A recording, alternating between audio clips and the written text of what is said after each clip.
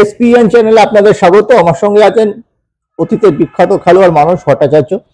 মানসদা, betting চক্র নিয়ে ধরা পড়েছে, তদন্ত করছে কলকাতা পুলিশ। ঠিক সেই আবহাওয়াতেই লোথার ম্যাথিউস এলেন বেঙ্গল সুপার লিগের প্রমোশনের জন্য। একটি বেসরকারি সংস্থা আগামী মাসে 13ই ডিসেম্বর 24 ঘন্টার জন্য মেসিকে উড়িয়ে আনছে কলকাতায়। যুব ভারতী স্টেডিয়ামে তিনি খেলবেন না, কিন্তু একটা মশলা ম্যাচ হবে, তার প্রাইজ দিতে দেখা যাবে। পাশাপাশি আমাদের এই যে একটা টালমাটাল অবস্থা এবং ভারতীয় ফুটবলের যে দুরবস্থা, আজকে মোহনবাগান ইস্টবেঙ্গল প্র্যাকটিস করছে না, তাদের সামনে একটা ট্রফি আছে, সুপার কাপ। মোহনবাগানের সামনে কিছু নেই, প্র্যাকটিস বন্ধ করে দিয়েছে। এই টানাপোড়েনের মধ্যে দুজন প্লেয়ার এলেন।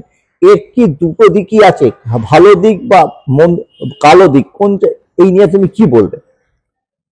দেখো, একটা জিনিস তোমাকে বলি, লোথার ম্যাথিউস অত্যন্ত দক্ষ একজন ফুটবলার ছিলেন। এবং তুমি জানো 86-তে আর্জেন্টিনার যে জয় এবং যেভাবে জার্মানিকে তারা হারিয়েছিল, সেই দলের অন্যতম খেলোয়াড় ছিল ওই ম্যাথিউস। 90-এর ফাইনালটা যদি তুমি ধরো, এই দুটো দলের মধ্যেই হয়েছিল, সেখানে নেতৃত্ব দিয়েছিল ম্যাথিউস এবং তার নেতৃত্বে তার দল কিন্তু জয়লাভ করেছিল। অত্যন্ত দক্ষ একজন মাঝমাঠের খেলোয়াড় ছিলেন এই ম্যাচে। আমি এর খুব ভক্ত ছিলাম, এর খেলা খুব মন দিয়ে দেখতাম। সেই ম্যাথিউস আমাদের দেশে সে এলেন এবং আমাদের এটা সেকেন্ড টাইম বলে, এটা 2006 সালে এসেছিল, 2009-এও তিনি এসেছিলেন, দ্বিতীয়বার তিনি এলেন। এর আগে মেসি আসছে, এরপরে মেসি আসছে, এর আগে মেসিও এসেছিলেন আমাদের দেশে। সেই ম্যাচের আমি কমেন্ট্রিও করেছিলাম ভেনিজুয়েলার সাথে এবং খুব কাছ থেকে ওর প্র্যাকটিসও দেখেছিলাম।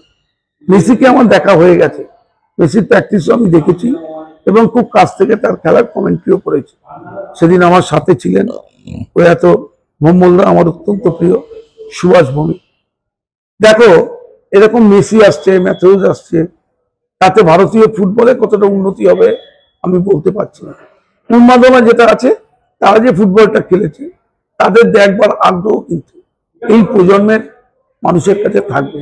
কারণ আমাদের এই রাজ্যে ফুটবলের প্রতি একটা ভালোবাসা, আকর্ষণ এখনো কিন্তু আছে, এটা তোমার মাথায় রাখতে হবে।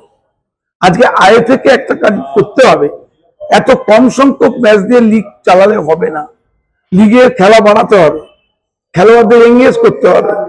আজকে অল্প সময়ের মধ্যে খেলা হচ্ছে এবং সেই খেলার মধ্যে খেলোয়াড়রা খেলছে এবং বেটিং চক্রে জড়িয়ে পড়ছে, যেটা আইএফএ নিজেই পুলিশকে দিয়ে ধরিয়েছে। আমার মতে এই বেটিং চক্রের মূল যেখান থেকে সেটাকে ধরা উচিত এবং এটা বন্ধ হওয়া উচিত। হ্যাঁ, অমিতাভ গাঙ্গুলি তো বাংলাদেশে পালিয়ে গেছেন, যেটা আমরা তেড়ে ফুড়ে কলকাতা পুলিশকেও দেখেছিলাম এই মাসের গোড়ায় 2-3